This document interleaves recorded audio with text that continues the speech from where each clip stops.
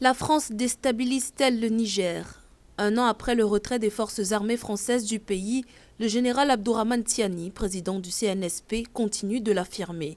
Dans un entretien diffusé ce mercredi 25 décembre sur la télévision nationale, le général Tiani a abordé les défis sécuritaires que rencontrent le Niger et la Confédération AES, accusant à nouveau la France de soutenir des groupes terroristes pour déstabiliser son pays.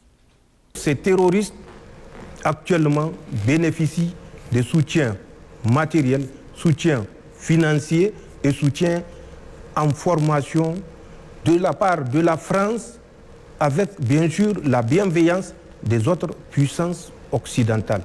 Le général Tiani fait état de projets français visant à affaiblir le Niger, affirmant que des responsables français, en coopération avec certains acteurs nigériens, avaient tenté de créer une base au Nigeria pour relier les groupes terroristes opérant au Mali, au Nigeria et au Tchad. Le gouvernement du Niger a en effet accusé à plusieurs reprises certains de ses voisins, notamment le Nigeria, de soutenir des actions visant à déstabiliser le pays. Des accusations fermement réfutées par le Nigeria. Notre armée, nos forces de défense et de sécurité monteront en puissance pour prouver que notre sécurité est de notre responsabilité. Et cette responsabilité, c'est un devoir envers le peuple nigérien et nous l'assumerons en toute responsabilité.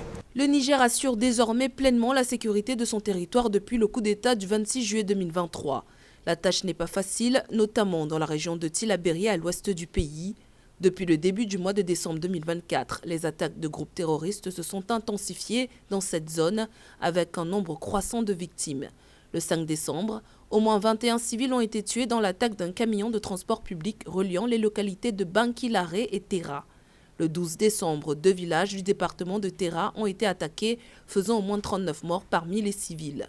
Plus récemment encore, le 20 décembre, à Karegousso, une attaque violente a coûté la vie à 4 soldats, attaque au cours de laquelle 27 terroristes ont néanmoins été neutralisés.